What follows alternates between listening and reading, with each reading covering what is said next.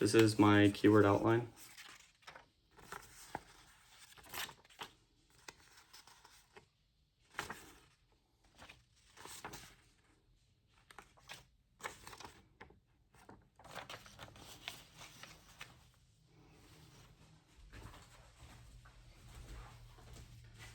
Thank you for that introduction. Now we will talk about the myth that you can train your body to need less sleep. Now, many people believe the myth that you can train your body to need less sleep, but it is false. Today, I'll explain to you why you can't train away your body's need for sufficient sleep, why people are bad at recognizing the effects of their impaired sleep, and how this information can change the way we view sleep as a whole. Let's get started with my first point. You can't train away your body's need for sufficient sleep. The effects of lack of sleep extend further than just feeling tired. The National Blood, Heart, and Lung Institute states that your body has a biological need for sleep that increases the longer you've been awake. It's a buildup of a chemical in your brain called adenosine, and the rising levels signals a shift towards sleep, NIH 2022. This buildup of adenosine is our best indicator for how much one person needs sleep at any given time. It's also important to note that caffeine doesn't stop or slow down the production of this chemical. Rather, it just temporarily blocks out its effects. In fact, there isn't any way to train your body to stop producing adenosine.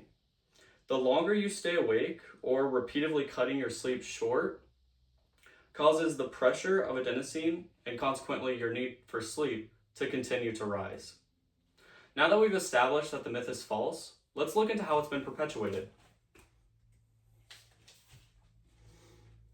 People who don't get enough sleep fail to recognize the effects of their impaired sleep.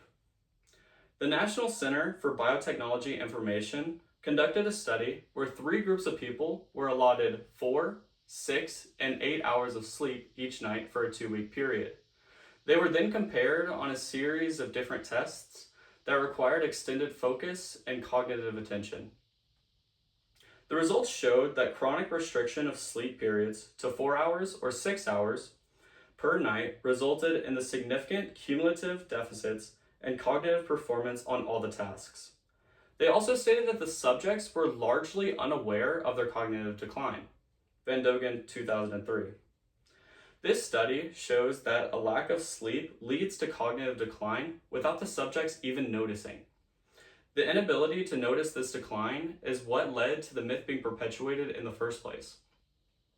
This creates the illusion that you can train your body, that training your body to need less sleep doesn't make you good at functioning with impaired sleep. Rather, it makes you bad at realizing how poorly you are functioning in the first place. Now, let's take a look at how we can use this information in our daily lives.